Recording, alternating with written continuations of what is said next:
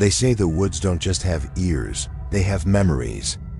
Deep in the heart of West Virginia, where the trees grow so thick they swallow the sunlight, lies Blackwood Ridge. It's a place locals avoid, a place where the air feels heavy, like it's holding its breath. In the fall of 1994, the world was different. No GPS, no smartphones to call for help. Just you and the wild. This is when Elias Thorne disappeared. Elias wasn't a novice. He was a seasoned hiker who knew these trails like the back of his hand. But Blackwood Ridge doesn't care about experience. Elias wasn't just hiking. He was running and running from the grief of losing his younger brother Toby in a tragic accident just a year prior. He thought the silence of the forest would heal him. He was wrong. The silence here isn't healing, it's hungry. This wasn't a typical missing person case. This was a tragedy wrapped in a nightmare, a story that the local police still refuse to discuss in detail. The first 3 days were normal. But on the 4th day, something shifted. Elias reached the deeper part of the ridge, a place where the maps seemed to lose their accuracy. Have you ever experienced the quiet? In the USA, veteran hikers talk about a phenomenon called the static silence. It's when the birds suddenly stop chirping.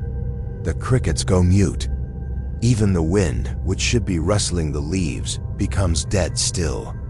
It's as if the forest is hitting the mute button because something predatory is. Nearby, Elias noticed it at 2 p.m. He stopped to drink water and realized he couldn't hear his own breathing. The forest felt like a vacuum. He began to feel a prickling sensation on the back of his neck, the all-seeing eye effect. He felt watched. As he pushed through a thicket of overgrown pines, he stumbled upon it. A cabin.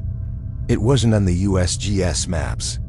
It was built of old, rotting cedar, looking like it had grown out of the earth itself. There was no chimney smoke, no footprints, just a door slightly ajar, creaking in a wind that Elias couldn't even feel. Against his better judgment, driven by a strange magnetic pull, Elias stepped inside. The smell hit him first, not of rot, but of ozone and old chemicals.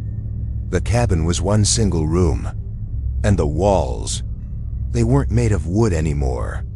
They were covered, inch by inch, in thousands of Polaroids. Elias pulled out his flashlight, the beam cutting through the dusty air. He began to look closer. These weren't photos of landscapes. They were photos of people. Hundreds of them. Men, women, children, all of them captured in their most vulnerable state. Sleeping.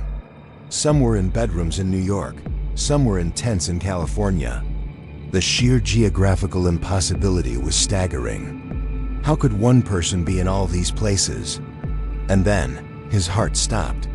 On the far wall, near a small dirty window, was a fresh Polaroid. The chemicals still looked slightly damp.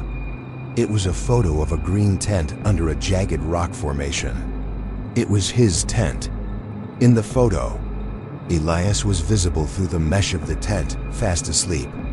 Taken from an angle that could only have been achieved if someone or something was standing directly over him. The realization hit him like a physical blow. He hadn't been alone for weeks. This thing had followed him from his home, through the towns, and into the deepest throat of the mountains. Panic is a cold thing. Elias backed out of the cabin, his boots heavy on the floorboards. He didn't scream. He couldn't. As he stepped back into the static silence of the woods, the sun began to dip below the horizon, casting long, skeletal shadows across the forest floor. Then he heard it. "Elias, why did you leave me?" It was a whisper, but it sounded like it was coming from inside his own ears. It was Toby's voice, his dead brother. Elias looked around, his flashlight trembling. "Toby?" he croaked. "Up here, Elias, look up." Elias tilted his head back. In the high canopy of the ancient oaks, something was moving. It wasn't a bird. It was a figure tall, impossibly thin, with limbs that looked like knotted branches. It didn't climb. It flowed through the trees. It moved like a spider, swinging silently from limb to limb, its body blocking out the stars as it passed overhead. This is the part that defies logic. The creature didn't have a face, just a pale, smooth surface where features should be, mimicking the voice of his brother with haunting perfection. It was a psychological predator using his grief as a hook. Adrenaline took over. Elias bolted. He abandoned his pack, his gear, everything. He ran toward where he thought the main road was. Behind him, he could hear the snap-snap of branches not on the ground, but above him. The shadow in the canopy was chasing him from the sky. He reached the edge of the woods. His old Ford truck was parked on the shoulder of Route 32. He fumbled for his keys, his hands shaking so violently he dropped them twice.